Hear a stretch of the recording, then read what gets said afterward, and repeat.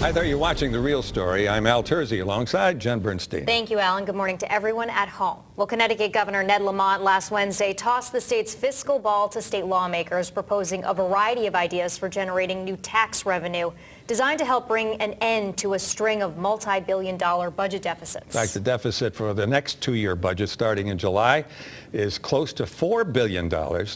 One of Governor Lamont's ideas is to dramatically expand the list of goods and services subject to the state sales tax. Not raising the rate, but expanding the list. And real estate activities, non-prescription medications, college textbooks, even haircuts, they're on the list. So let's get started from there. For our first guest this morning, we have Republican Bob Stefanowski, Governor Lamont's former opponent in last year's election. And we have Democrat Bill Curry, a two-time candidate for governor who has frequently joined us to talk about politics. So we have two former candidates for governor here on set with us. I want to start by giving Ned Lamont a grade on his budget so far. Bill, give us your grade. Well, first of all, I'd give his speech this week in his presentation a solid B, which after a decade of giving Fs to all kinds of things in government is, I think, a pretty high grade. But I give it to him knowing this. We don't really know what this budget's going to look like at this point. We don't know if there's going to be legalized marijuana. We don't know about sports betting. We don't know about highway tolls. We don't know about labor concessions. These are huge. These are all $500 million markers that are out there. And so the real job was to come out and do two things. One, begin a process that isn't just all volleys of epithets hurled by one side against the other, but begins an actual, reasonable, civil discussion of the sort we seldom see in politics now. And I thought he did that. And I thought, again, as I suspected watching him campaign, that he's capable of taking the state, which has talked as if it's in an apocalypse for the last 10 years, just been one long funeral dirge, and helping people to see that we have problems, but we're not dying here. And these are problems that are solvable. And I think people walked out at that tone of self-deprecation and of civility and good nature. I think a process could start here that puts previous budget processes maybe even to shame, but at least does a little better than we have in the past. All right, so we have a B. Mr. Stefanowski, I have a fell yours is going to be lower than that. You can take as much time as you need to think about this. Yeah, I think there's two issues. One, I'll give it a C absent the flip on tolls, and I got to go to a D, but I think there's two issues. One is in the rollout. To change a fundamental premise of the campaign, which was not to troll autos, and then to announce that on a Saturday morning of a three-day weekend rather than facing it head-on, I think was a bad start to the rollout. And then you look at the composition of the budget. What people need to realize is he just put in one of the largest tax increases in the history of the state of Connecticut. If you add tolls, which tolls are a tax, it's close to $2 billion of new taxes. We're now taxing everything from bicycle helmets to vegetable seeds to haircuts. And that's going to hit the people in the middle class. It's going to hit them hard. It's not what we need right now. And at the time that he's raising all these revenues, which is a Democratic term for taxes, the cost in the budget is going up 2% in the first year and 3.5% in the second year. What home out there that you know, Al and Jen, that's over their budget decides to spend more the next year? My fundamental problem is you got to start with cost control. Cut the costs, and then if you have to go to the taxpayers of Connecticut and ask for more money, do it then, only if you have to. What we did is the reverse. We said, let's go raise some more money, and we'll worry about the costs later. That's the problem of what Dan Malloy did over the last 8 years, and unfortunately, I think it's going to continue for another 4 years. Bob mentioned the toll flip, the idea it was just going to be trucks only, and then I guess he discovered at some point that that wasn't going to bring in enough revenue. And so he said, well, maybe we ought to do cars and trucks, but give everybody in Connecticut, Connecticut people, a deep discount on what they pay for the tolls. It was almost appealing to see how uncomfortable Ned was at that part of the speech. I think he felt a little more than a little bit of this himself. I will say this, and with all genuine respect for Bob, whichever person won that election was going to have some serious explaining to do as to the tax and spend promises they made while they were running. I could tell And you we 30 tend to do days, that. 38 days into the administration, I would not have gone back on a promise. That's what this governor just did. yeah, A fundamental promise of the- his campaign. The fundamental promise of eliminating the income tax, which generates Over half the 10 years. revenue. And by the way, I'm not governor, he is. So I he know. needs to stand up and be responsible I know. for what he did. I'm just trying to put it in context. I don't mean it in a disrespectful way, but it's hard to get to lasso the debates of campaigns into the realities of governing. I agree with some of what you said. I'd also say this, in a heartfelt message to the people of Fairfield County, your greatest quality of life problem is the parking lot that masquerades as an interstate highway at 95 and on the Merritt Parkway. It's also your biggest economic development problem, which means in the future it goes to your second biggest problem, which is your property taxes. And I know that this is a distasteful thing for you to contemplate, but I promise you, from all of my own experience in government over my entire adult lifetime, there's no other way you're ever going to get the money to solve this problem. No one proposed it last year, and now it's on the table. And in some way, you're going to have to pay to get some of the freight off this highway and to get more people in passenger trains and to do the basic repair that you need to make the system work.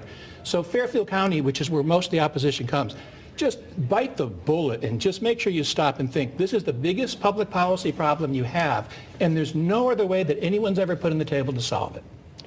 I don't think it's just a Fairfield County problem. When you talk about regionalizing schools, when you talk about taxing people that pay for Little League fees, when you talk about taking I just meant the tolls. Yeah. the auto tax away from towns and cities, when you talk about pushing the teacher pension underfunding back to towns and cities, I haven't talked to many people throughout the state that are happy with many parts of this budget. But it just gets back to, you have to start with cost control. Our costs to build highways are 9 times the national average. And there's a lot of hidden things in this budget. One of the things that's happening is the sales tax on cars that used to go to the transportation budget is now be pulled into the general fund. And you know why he's doing that? To create a bigger deficit in the transportation fund to argue for tolls. The business entity tax, on the one hand, he gets rid of that.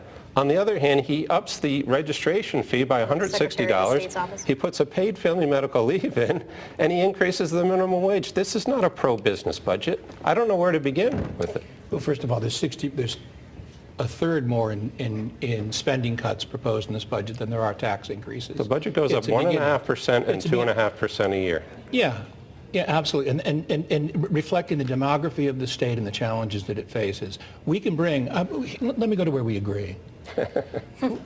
We agree that the need to bring spending down is much greater than is reflected in this budget or any that I've seen proposed by either party in recent years.